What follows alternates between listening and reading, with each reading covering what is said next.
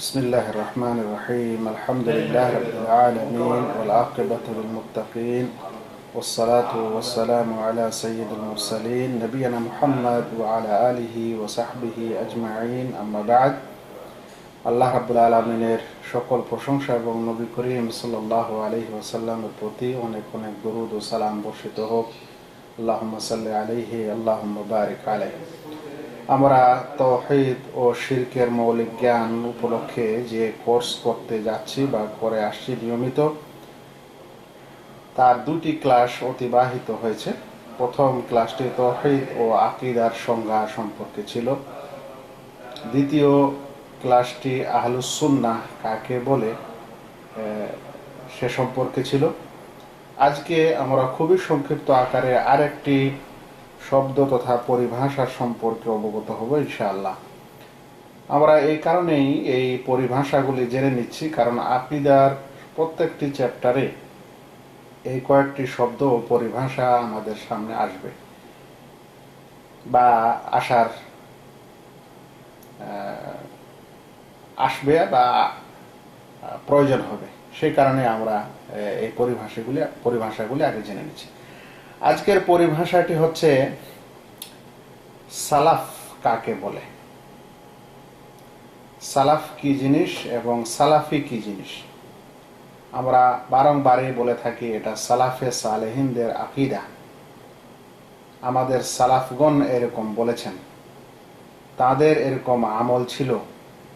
তো এই সালাফ কথাটি কি, এই পরিভাষাটি সম্পর্কে আমরা আজকে অবগত হব ইনশাআল্লাহ। সংক্ষিপ্ত আকারে শুনেন।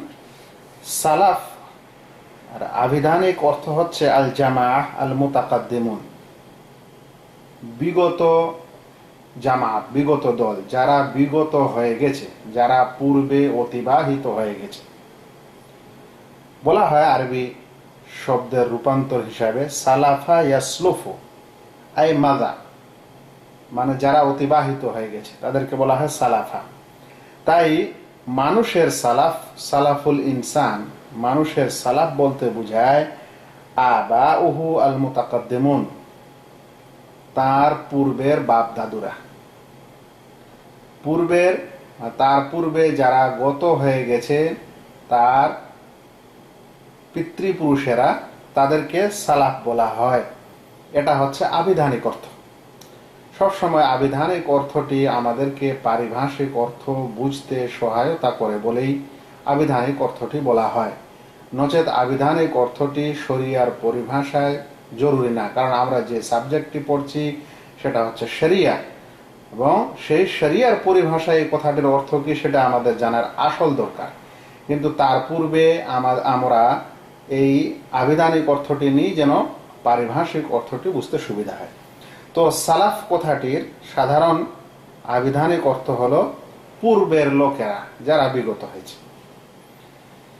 শরিয়ার পরিভাষায় সালাফ কাকে বলে, এটাকে বলা হয় ইস্তেলাহ মানে পরিভাষা। আকীদার পরিভাষায়, শরিয়ার পরিভাষায় সালাফ কাকে বলে? হুম আসহাবুন নবী সাল্লাল্লাহু আলাইহি ওয়াসাল্লাম, সালাফ হচ্ছেন নবী সাল্লাল্লাহু আলাইহি ওয়াসাল্লামের সাথীগণ, সাহাবাগণ। ওয়ামান তাবিআহুম, এবং যারা তাদের ইত্তেবা করে, অনুসরণ করে। ওয়াসারা আলা তারিকাতিহিম, এবং যারা তাদের তরিকায় চলে, যারা তাদের পথ ও পদ্ধতি মেনে চলে। মিন আইম্মাতিদ দ্বীন, দ্বীনের ইমামগণের মধ্য থেকে। মিন আহলিল কুরুন আস-সালাস আল মুফাদ্দালা, বিগত তিন উৎকৃষ্ট শতাব্দীর অধিবাসীদের মধ্য থেকে। আর একটু শুনেন তাহলে এর ব্যাখ্যাটি বা সাধারণ অর্থটি, যে সালাফ হচ্ছেন নবী সাল্লাল্লাহু আলাইহি সাল্লামের সাথীগণ এবং যারা তাদের অনুসরণ করে, তাদের তরিকায় চলে, তিন বিগত শতাব্দীর অন্তর্ভুক্ত দ্বীনের আইম্মাদের মধ্য থেকে। তাহলে আল্লাহ রাসূলের সাথীগণ তারা, এবং তাদের যারা তাদের পদ্ধতিতে যারা চলে, মানে জীবন যাপন করে দ্বীনি বিষয়ে, এবং তিন স্বর্ণ শতাব্দী, উৎকৃষ্ট শতাব্দীর আইম্মাগণ যারা এদের মানে সালাফে সালাফ অর্থাৎ সাহাবাদের অনুসরণ করে চলে, তাদেরকে বলা হয় সালাফ। তাহলে একটি কথা এখানে স্পষ্ট, একটি মোটা কথা প্রথমে আমরা বুঝতে পারছি, সেটি হলো যে আল্লাহ রসুলের সাথীগণ এবং যারা তাদের অনুসরণ করে তাদেরকে সালাফ বলে। কিন্তু একটি নতুন কথা এখানে যোগ করেছেন কিছু ওলামা, বলতে পারেন অধিকাংশ আকীদার পণ্ডিত এটা যোগ করেছেন যে এবং ওই সকল আইম্মা যারা 3 শতাব্দী পর্যন্ত যারা ছিলেন, অর্থাৎ বলতে পারেন সাহাবীর যুগ, তাবেঈনের যুগ এবং তাবা তাবেঈনের যুগ, এই যুগে যারা আইম্মা মানে পণ্ডিত, আইম্মা ও ইমাম শব্দটি বারবার আসে, আমি অনেক সময় ব্যাখ্যা দিয়ে থাকি। ইমাম শব্দটি শরিয়ার পরিভাষায় দুটি অর্থে ব্যবহৃত হয়, একটাকে বলা হয় বড় ইমামত আর একটা বলা হয় ছোট ইমামত। ইমাম শব্দটির আসল অর্থ হচ্ছে পারিভাষিক শরিয়ার পরিভাষায় ইমাম এর আবিধানিক অর্থ হচ্ছে অনুসরণীয় ব্যক্তি, কিন্তু ইমাম শব্দটির আম অর্থ, সাধারণ অর্থ শরিয়ায় হচ্ছে যিনি মুসলিমদের শাসক, তাহলে ইমাম তাকে বলা হয়। আর যেহেতু ইমাম নামাজে তিনিও ইমামতি করেন এবং তার অনুসরণের পিছনের লোকেরা নামাজ আদায় করেন, সেই জন্য তাকেও ইমাম বলা হয়, এই কারণে যে তিনিও একটি ইমামতির দায়িত্ব নিয়েছেন বা তার অনুসরণে একটি দল নামাজ আদায় করছেন, এই জন্য এটাকে ছোট ইমামত বলা হয়। এইরূপ যারা দিনের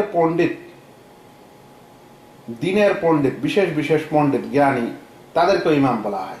তাই ইমাম আবু হানিফা, ইমাম মালিক, ইমাম শাফি, ইমাম আহমদ বিন হাম্বল, ইমাম বুখারী, তাদেরকে ইমাম বলা হয়। এরা কেন? এরা কোনো পৃথিবীর শাসক ছিলেন না, আর না হয়তো মানে সবসময় কোনো ইমামতির দায়িত্বে ছিলেন।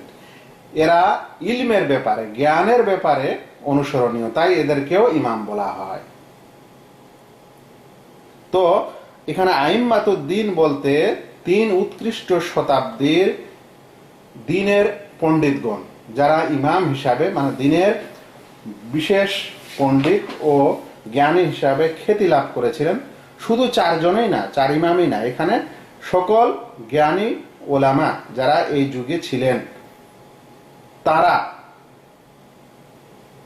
রাসূল সাল্লাল্লাহু আলাইহি সাল্লামের সাহাবী এবং তাদের অনুসরণে যে জীবনযাপন করেছেন, তারাও সালাফের অন্তর্ভুক্ত হন।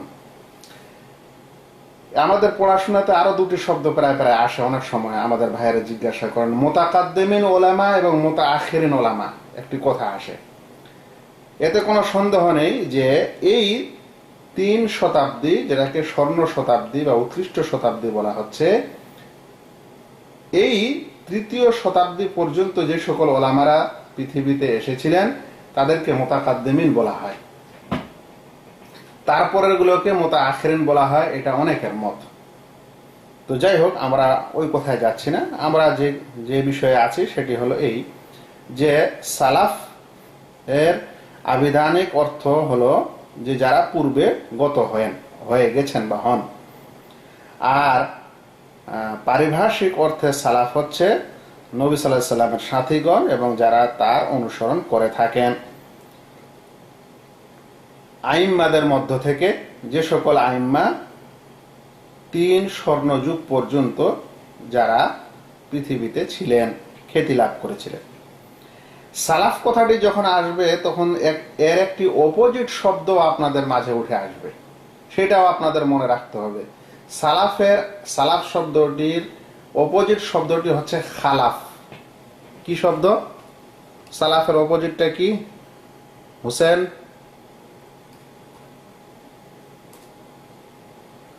খালাফ। জি, সালাফের অপোজিট শব্দটি হচ্ছে খালাফ। খালাফ কি জিনিস? খালাফ হচ্ছে যে পরে আসে। ওয়া কুল্লু মাইয়াজি বাদা মান মাদা, একজন বিগত হওয়ার পর যে আসে তাকেই খালাফ বলা হয়। তাহলে পূর্বের গুলা সালাফ, তারপরে যে আসবে তাকে বলা হচ্ছে খালাফ। জি, কিন্তু পারিভাষিক অর্থে খালাফ কাকে বলে? পারিভাষিক অর্থে যদি শরিয়ার, আকীদার বা অন্যান্য বইতে যদি খালাফ কথাটি পান, তাহলে বলছে মান খালাফা তরিকাতান নবী সাল্লাল্লাহু আলাইহি সাল্লাম ওয়া আসহাবাহু, ওই ব্যক্তিকে বা ওই সম্প্রদায়কে খালাফ বলা হবে যে নবী সাল্লাল্লাহু আলাইহি সাল্লামের তরিকার বিপরীত করে এবং তার সাহাবীদের তরিকার বিপরীত করে। ওদেরকে কি বলা হবে? খালাফ। তাহলে এর অপোজিটে যান সালাফ।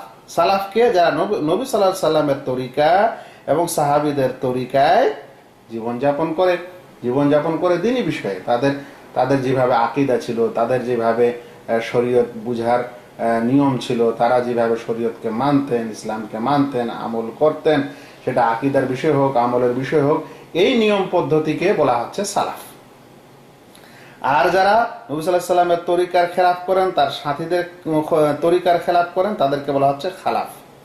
কিসে বলছেন? ফি বাবিল আকায়েদে, বিশেষ করে আকীদার চ্যাপ্টারে যারা তাদের আকীদার বিষয়ে যারা তাদের বিরোধিতা করেন বা বিপরীত করেন, যেমন খাওয়ারেজ ও রাফেদা।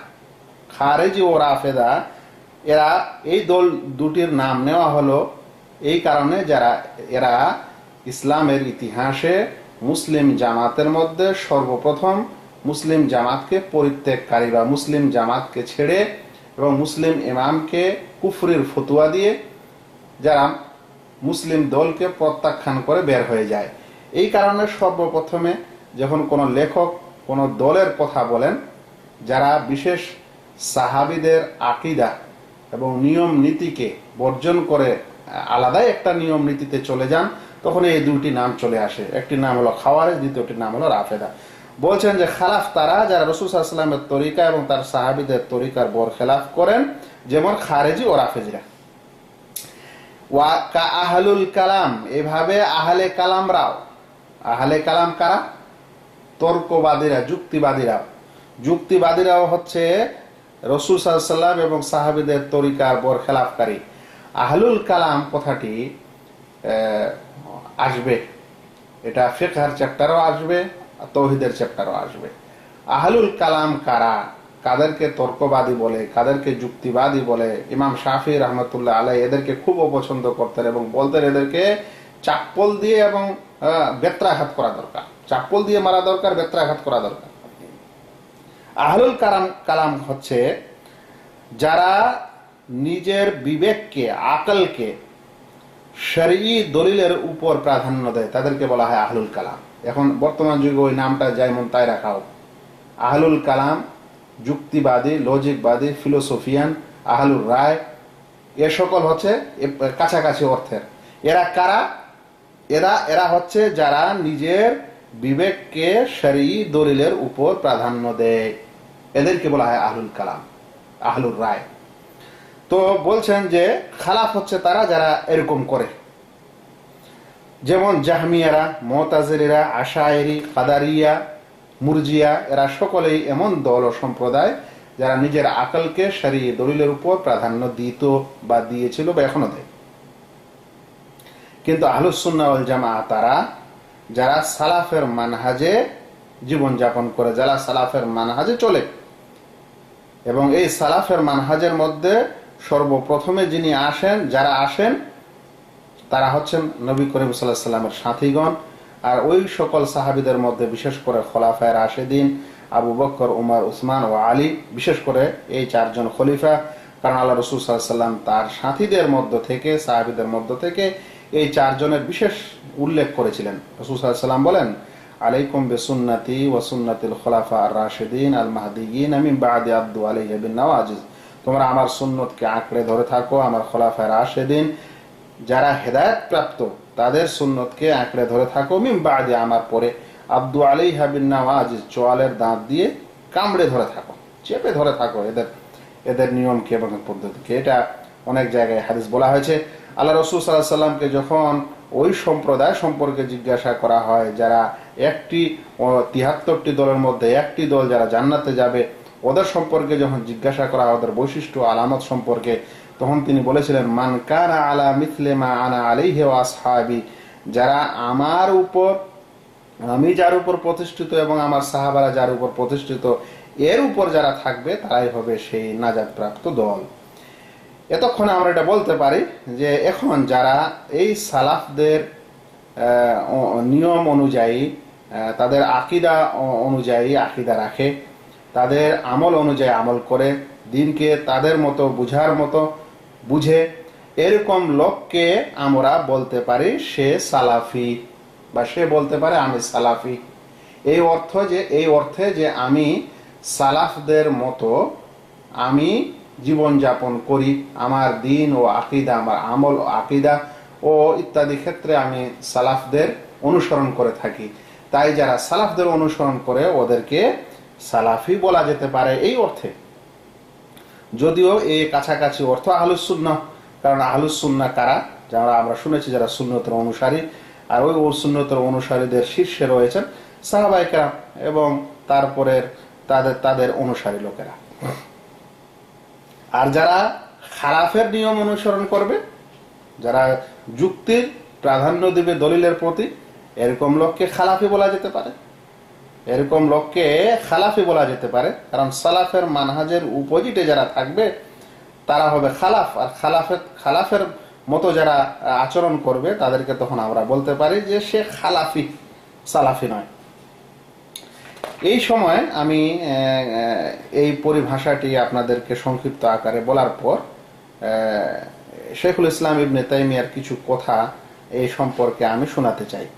খালাফ যারা সালাফের তরিকাকে বর্জন করেছিল এবং দলিল ও প্রমাণে নিজের রায় ও বিবেককে প্রাধান্য দিয়েছিল, এই সকল লোকেরা নিজেকে সালাফি বলে না, বলতে চায় না, বরং খালাফি বলতে পছন্দ করে। অনেকে এটাকে স্বীকারও করেছে যে তারা সাহাবীদের তরিকার বিপরীত তরিকা নিয়েছে এবং তারা ইত্যাদি কথা বলেছে। যেমন একটি কথা এই সকল ফিলোসফি এবং যুক্তিবাদী তর্কবাদের আহলুর রায় থেকে শোনা যায়। তারা একটি কথা বের করেছে, মানে একটি প্রবাদ বাক্য বের করেছে এবং নিজে যে তারা খালাফি এবং খেলাফ করেছে সালাফের, সেটাকে বড় করে এবং শুদ্ধ করে পেশ করার জন্য একটা কথা বলে, তারিকাতুস সালাফে আসলাম, বলে সালাফিদের তরিকা হচ্ছে নিরাপদ। আসলাম মানে নিরাপদ, সবচেয়ে নিরাপদ। ওয়া তারিকাতু হাউলায়ে, আর এদের তরিকা মানে এই খালাফি দের তরিকা বলছে আলাম ও আহকাম, বেশি জ্ঞানের ও বেশি হিকমতের। এটা এরকম খালাফি লোকদের তৈরি করা একটি বাক্য যেটা ভুল বাক্য। বলে যে সালাফিদের তরিকা নিরাপদ মানে বিপদ মুক্ত, কিন্তু এই পরের খালাফিদের তরিকা বলছে বেশি জ্ঞানের ও বেশি হিকমতের। তাহলে তো একদিকে না একদিকে সালাফের তরিকাকে বর্জন করাই হলো। আপনি বলছেন যে এটা নিরাপদ, আবার বলছেন নিরাপদ, কিন্তু আবার বলছেন ওটা জ্ঞানের নয় এবং হিকমতের দিক দিয়ে তারপরেরা বেশি, তাহলে তাদেরকে ছোট করা হলো জ্ঞান ও হিকমতে।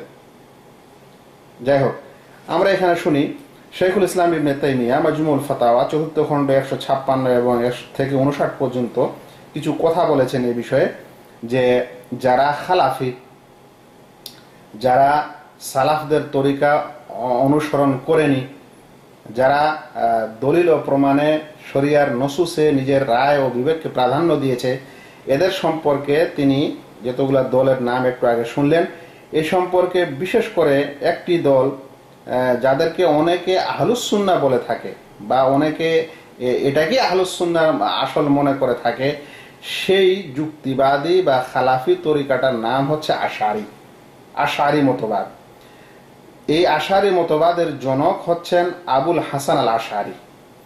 তিনি বলছেন যে ইন্না কাসীরাম, শেখুল ইসলাম ইবনে তাইমিয়া বলছেন, ইন্না কাসীরাম মিন আতবায়ে আবুল হাসান আল আশারি, আবুল হাসান আল আশারির অনুসারীদের অনেকেই ইউসাররিহুনা বিমুখালাফাতিস সালাফ, তারা স্পষ্টই সালাফদের বিপরীত করে এবং স্পষ্টই মুখালাফাত করে, বিপরীত করে।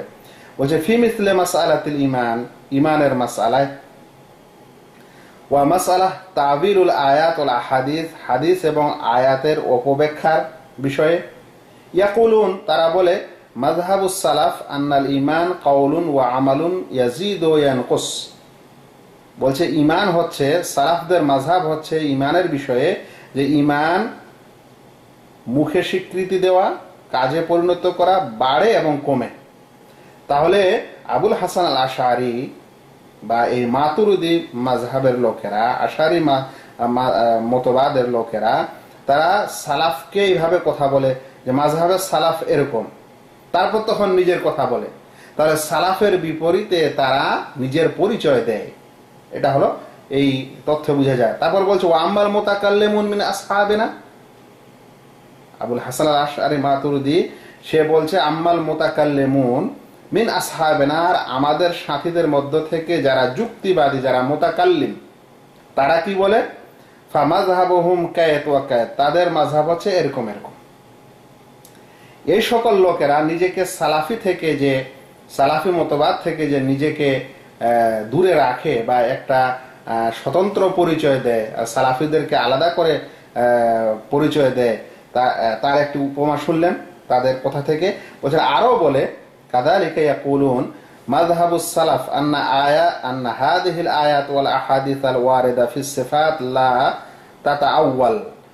সালাফের মাযহাব হলো এই সকল আয়াত ও হাদিস যা প্রমাণিত সিফাতের অধ্যায়ে, সিফাতের অনুচ্ছেদে, সেটার কোনো তাবিল করা যাবে না, সেটার কোনো অপব্যাখ্যা দেওয়া যাবে না। ওয়াল মুতাকাল্লিমুন ইউরিদুনা তা'ওয়িলাহা ইম্মা উজুবান ওয়া ইম্মা জাওয়াজান।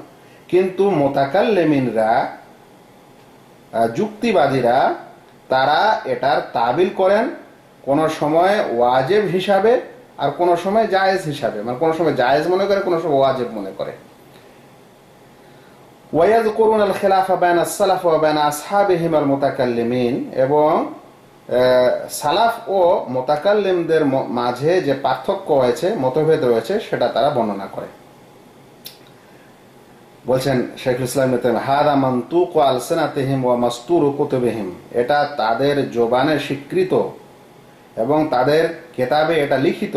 আফালা আকিলুন ইয়াতাবির, কোন জ্ঞানী নেই কি যে ইবরত হাসিল করবে, যে শিক্ষা নেবে?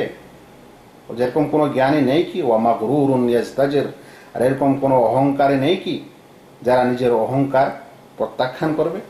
তো যাই হোক, শাইখুল ইসলাম ইবনে তাইমিয়া রাহমাতুল্লাহ আলাইহির এই কথা থেকে যেটা আমি আপনাদেরকে বুঝাতে চাইলাম, সেটা হলো যে সালাফ থেকে, সালাফের পথ ও পদ্ধতিকে বর্জন করে যে সকল খালাফ ও মুতাকাল্লিমের দল পৃথিবীতে আবিষ্কার হয়েছে বা হয়েছিল বা এখনো আছে, তারা নিজেকে সালাফ থেকে বা সালাফি নিয়ম থেকে নিজেকে পৃথক করে এবং নিজেকে পৃথক করে পরিচয় দেয়, এবং পরিচয় দেওয়ার সময় বলে সালাফিরা এরকম বলে আর আমরা এরকম বলি।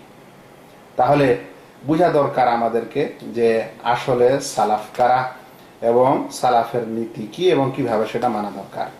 যাই হোক, সংক্ষিপ্ত আকারে আজকের আলোচনার সারাংশ হলো, সালাফ কথাটির আবিধানিক অর্থ হচ্ছে পূর্বসূরি, যারা পূর্বে বিগত হয়ে গেছে। আর শরঈ পরিভাষায় এর অর্থ হলো সালাফি তাদের বলা হয়, সালাফ তাদের বলা হয় যারা নবী সাল্লাল্লাহু আলাইহি সাল্লামের সাথী এবং ওই সাথীদের মানে সাহাবাদের যারা অনুসরণকারী, তাদের তরিকা অনুযায়ী যারা তাদের তরিকা অবলম্বনকারী, বিশেষ করে তিনটি স্বর্ণযুগের আইম্মাদের মধ্য থেকে। তিনটি স্বর্ণযুগের আইম্মা যারা সালাফে সাহাবীদের অনুসরণকারী, এরকম লোকেরাও সেই সালাফের অন্তর্ভুক্ত। আর সালাফ কথাটির বিপরীত একটি শব্দ হচ্ছে খালাফ। খালাফ মানে পরে, খালাফ মানে যারা পরে আসে। বলছে প্রত্যেক ব্যক্তি যে পরে আসে তাকে খালাফ বলা যেতে পারে আবিধানিক অর্থে। আর পারিভাষিক অর্থে খালাফ হচ্ছে যারা রাসূল নবী সাল্লাল্লাহু আলাইহি সাল্লামের তরিকা এবং তার সাথীর এবং সাহাবীদের তরিকার বিপরীতকারী, তারাই হচ্ছে খালাফ। বিশেষ করে আকীদার চ্যাপ্টারে, যেমন খারেজিরা ও রাফেজিরা এবং তর্কবিদরা, আহলুল কালামরা, যারা শরঈ দলিলের উপর নিজের জ্ঞানকে এবং বিবেককে ও রায়কে প্রাধান্য দেয়, যেমন জাহমিয়া, মুতাজিলা, আশায়রা, কাদারিয়া, মুরজিয়া ইত্যাদিরা।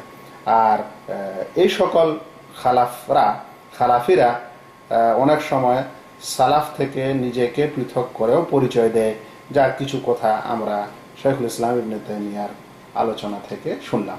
আল্লাহ তাআলার কাছে আশা করি আল্লাহ যেন আমাদের প্রত্যেক ভাইকে সহি আকীদা অর্জন করার তৌফিক দান করেন, আমল করার তৌফিক দান করেন, সালাফদের অনুসরণে আমাদের আকীদা ও আমল ওই অনুযায়ী করার যেন আমাদের তৌফিক দান করেন। কারণ তারাই হচ্ছেন রাসূল সাল্লাল্লাহু আলাইহি সাল্লামের সাথী, যারা রাসূল সাল্লাল্লাহু আলাইহি সাল্লামকে নিজ চোখে দেখেছেন, রাসূল সাল্লাল্লাহু আলাইহি সাল্লামকে আমল করতে দেখেছেন, তাই তারাও ওরকম করেছে। আর ওইভাবেই আমাদেরকেও জীবনযাপন করতে হবে, কারণ সেটাই অরিজিনাল। তারাই আসল ইসলাম পৌঁছানোর ক্ষেত্রে এবং আমল করার দিক দিয়ে তাদের যেটা দিনের জজবা ছিল, যেটা তারা দিনকে দিনের জন্য করেছিল এবং বুঝেছিল, সেই বুঝ ও করা আমাদের এই যুগের জন্য অত সহজ না।